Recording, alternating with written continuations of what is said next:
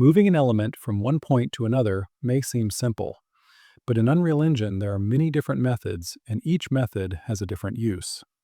So in this video, I will not explain just one method, but I will review all the possible ways to move an object from one place to another inside Unreal Engine, from the basic methods to the advanced methods used, so that you understand when to use each method and why.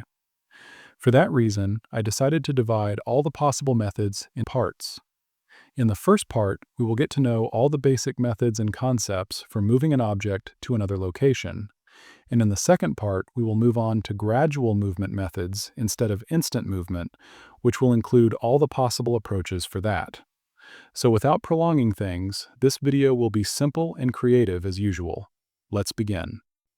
So currently I have this actor here, and it is the one we will apply the movement methods to today. By the way, I did not do anything special. I just created a new actor and added a normal static mesh to it, as well as an arrow component. And the first we will start with is the basic direct movement methods. If you are already familiar with the basics, you can simply skip this part. What you need to know is that these movement methods are divided into two types in usage, for actor and component, but they still have the same effect. We will start with the first one, which is component movement methods. For this, we come here in event begin play.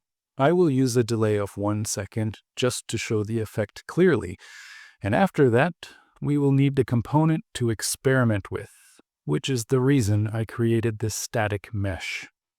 What we will use here are two notes, which are set world location and set relative location that you see in front of you. We will first try using set world location. By the way, the sweep and teleport options will not be needed, as they are used more when moving a physical object to give it either smooth or instant movement, and this is outside our topic. If we leave everything as it is, this is what happens. The cube will move directly to the world center, which I surrounded just to highlight it. Okay, this time, let's add a value on the x-axis. Let it be 500. Let's see the result. Yes, you see the cube moved farther to the left compared to the previous time. This happened because it depends on world coordinates, and since we left the y and z axes at 0, it moved to the world center, which is 0 on all axes. So what if we want the cube to move to the left only without changing its actual position? Here is where set relative location comes in. The core difference here is that relative location depends on the component's position relative to the parent it is moving against, which is currently the actor. Meaning, instead of the world being the initial movement reference, the actor becomes the initial movement reference. It will be faster if I show you. Let's connect relative location and add a value of 500 on the x-axis as we did before, and this is what will happen. The cube moved to the left without changing its actual position. Now let's say we want to move it to a specific point, and that place will be the location of this arrow. So we change its position and place it anywhere randomly. Then we come back here, and this time from the arrow component we use get world location. The result is that the cube moved toward the arrow, but the height may not be suitable, right? For that, we copy this and connect it to the cube, and we do a split here and also from here as well. We take only the x and y coordinates from the arrow and connect them to set world location. And from the static mesh, we do the same thing, but we take only the z-axis coordinates. Let's try again now. Yes, the movement happened correctly while preserving the original height of the static mesh.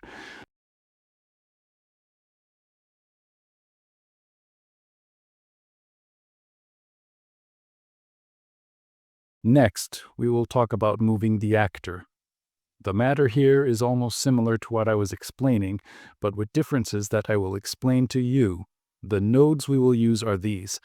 If we use set actor location, which by the way does the same role as set world location, since it depends on world coordinates, and we add the same value on the x-axis, we will get the same previous result with the cube's position changing.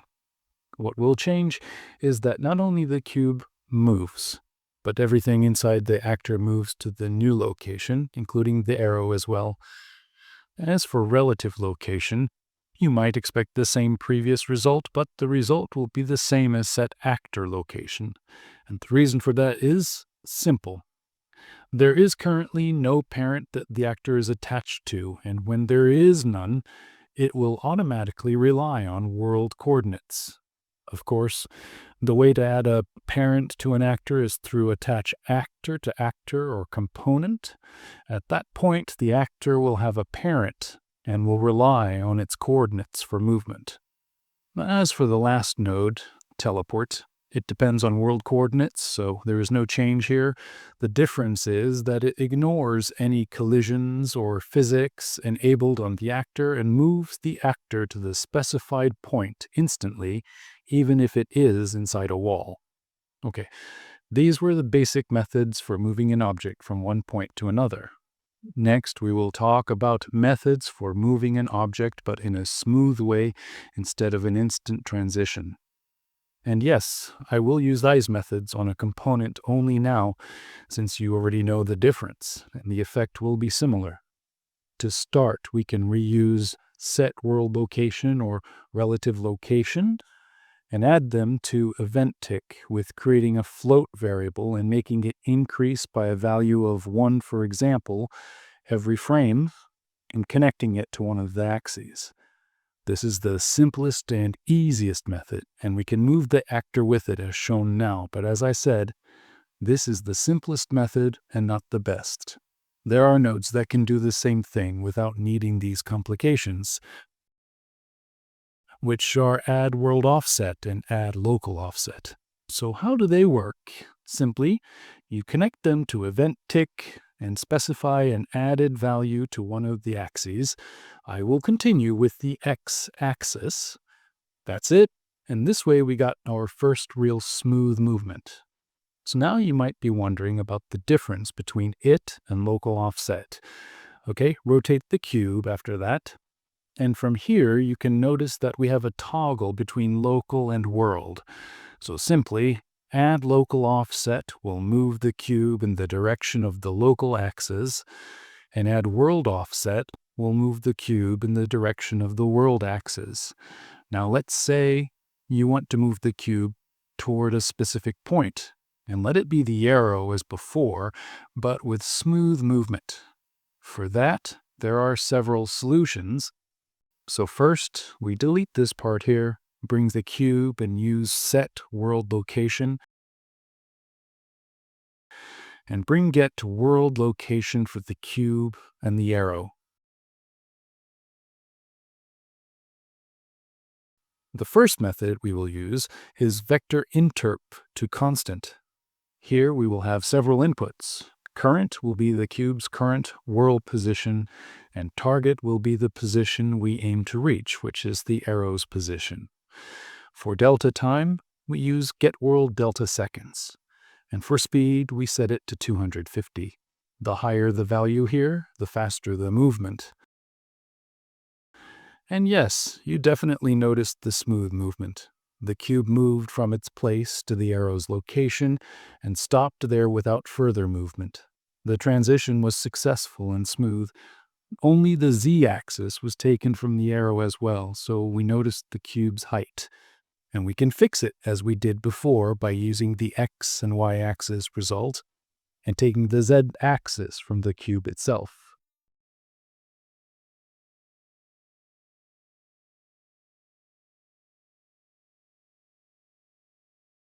This was the first method. The second method uses vector interp2. We will find the same inputs. The difference here first is that you must set lower values for speed, and the movement will happen exactly as before. But when the cube gets close to the target, its speed will gradually decrease until it stops instead of stopping suddenly and directly. This is the core difference. Now we move to the third method, which is using timeline. So after calling it in event begin play, we double-click it and it will take us here. We click on new track, then to float. A place will appear where we can draw the curve. The first thing we will do is modify the length to 15 from here. After that, with left mouse button, we click on Add key. This will be the first point, and we need to set it to 0. After that, we create another point and set it to a value of 1 and the time to 15. We can also modify the interpolation to auto in order to get a smoother transition. After finishing here, we go back here and we will find that a new output has appeared. From it, we will use lerp vector.